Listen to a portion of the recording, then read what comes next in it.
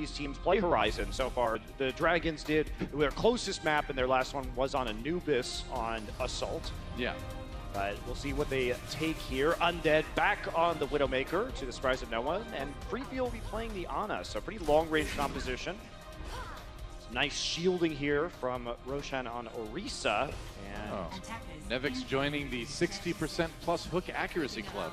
wow, that's a terrible name for that club. It fills up a lot of space. I could come on up with a really good name for that club, but I'm not sure I can say it on this broadcast. Yeah, that's true.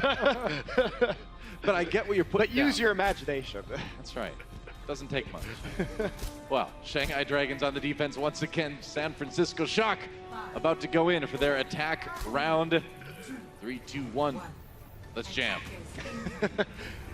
Got the Cowboy Bebop in there, I see. That's right. Baby Bay on the Widowmaker, as you often see.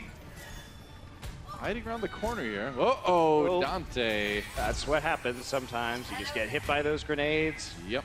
But luckily, there's a mercy in this game, so. Yeah, Nomi just body blocked a little bit, get the res. No harm, no foul. So now they're going to wait for Dante to start flanking around the side, putting some pressure on.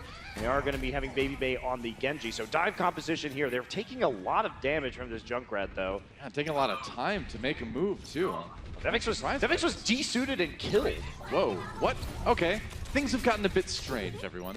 Yeah, it's been making it pretty easy for Shanghai, and now we have to see this Tracer just sit here and wait for Nevix to rejoin his teammates. They want to push him back to the point, so they're going to try and back cap it right now. That they force Shanghai to actually stop spamming that corner. I think they're just trying to build up Dak's Valkyrie actually right now. Yeah, could be. They keep putting Nomi out there to take damage that they're healing up. I mean, you look at the difference. He's got it now. Yeah, 34% to 95, so you're right, Duh. If this works, it would be hilarious. So it looks like they want to just go in with a very fast Valkyrie. Will it work though? No, Nevix desuited again. Take it down. Valkyrie, they can let him die. That's true. They do have time too. His altering is only halfway to his Valkyrie. Meanwhile, nearly one tick taken already on the point. In fact, they get one. Dante backcapping a little bit here. Yeah, they decided not to use Valkyrie because they were actually getting progress on the point as it stood. And it was a little bit dangerous for Dak to move forward and try and resurrect Nevix. This is one of the weirdest Lunar Colony point days I've ever seen. Very strange. Yeah. All right. Well, now both Mercies basically have Valkyrie, altering nearly there at 95%. Yeah, they didn't take any advantage of that window. No. Well, I think they were trying to, but then Nevix got demeched again. Yeah, but he also died. And I don't know, very, very odd, but that window is gone now. Another trap is going to delay Baby Bay's progress, and that hurts. That'll be the end of his life. Undead also takes out Dak during his Valkyrie. I don't know. I don't know what's going on, man. Dante's still on the point, though. They've got that control meter halfway filled up. It's not done yet. Just free firing onto Roshan here, who doesn't have a lot of support. Oh, but he manages to take him out with no health remaining. Now Nomi in that primal rage, looking for more victims, but Shanghai coming out on top of this fight, and he will fall in the end, and that's going to be a return to spawn for the Shock. I mean, you have to like the idea from the San Francisco Shock, but the execution was just poor overall, and that means that they're not going to get any value. Great shot by Undead, you're right. But all that work to charge the Valkyrie, and you end up just trading Valks and losing the fight anyway. Well, Shock has that Transcendence now. Got a couple ults they can maybe use coming into it. Oh, and Dak goes down again. Man, Undead has just been Dak hunting this entire round, and it's been a good hunt.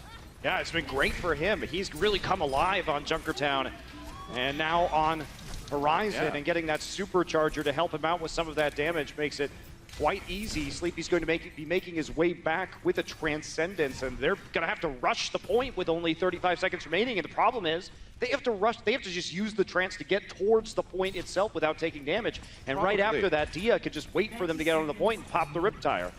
He doesn't even necessarily need the wait. It goes right through trance. Does too much burst damage. They're going to go in now. We'll see what the plan is. Undead backing up again, taking a few hits here. Oh, a lot of hits actually. Tries to stay safe.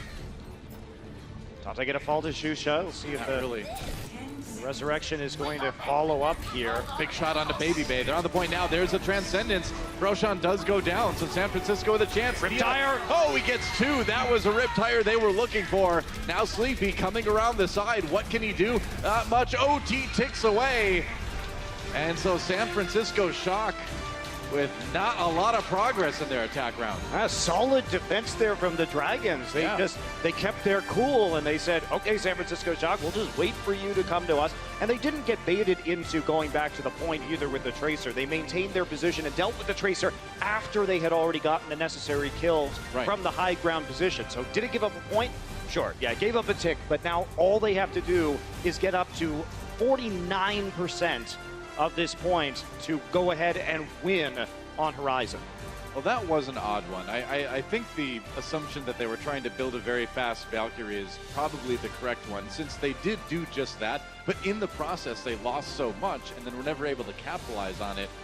That seems like one that worked well in scrims, I'm guessing, and then kind of fell apart a little bit here. Well, there were also several different ideas that were going on simultaneously. Sure. One of those ideas was to force them back off the point with the back cap attempt, but the rest of the team didn't have the necessary patience. If the Tracer's there, somebody has to go deal with the Tracer, and you wait for that in order to make your move. Yeah. It's not a simultaneous movement that you're trying to execute.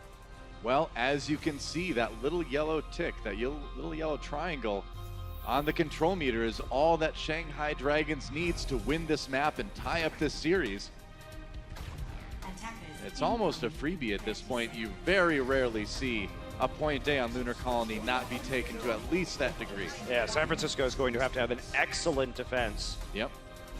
In order to make that a possibility, looks like they will be running, it's basically a pick composition with Nevix and Dante trying to get the CC of the trap or the hook in and then finish off the kill very quickly. Yep, solid high ground, hard point defense for San Francisco Shock. Here comes Shanghai Dragons running an interesting comp. Moira and also the Undead on the Sombra. So they should be moving around probably the left side of this map eventually. Wrong, they're on the right side.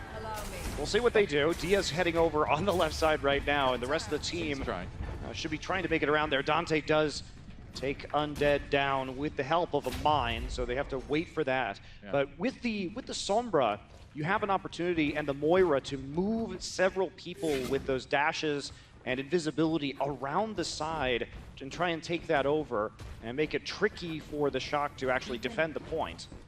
Well, lots of long, well thought out pushes here coming in from each of our teams. Undead clearing out some of the mines, some of the traps. Okay, he's going to take the mega health back, and now here comes the pressure on the actual point itself. He's there trying to pull the defense back again, and that's exactly what they'll do. They can't afford to have people back tap when you only need half of the control meter to win. Yeah, and look at that. He actually distracted them, so they got the rest of his team closed that gap into the room with the mega health back. So very deliberate from Shanghai. They're on there now. Freefield just trying to keep everybody alive on the Moira. Shusha taking a lot of damage, but still up there for the moment. Manages to get out. Barely escapes. And fade. And now he's going to try and contribute to the point. Not a lot of high HP teammates to keep alive. Oh, nice shot actually coming in. Baby Bay picks him off.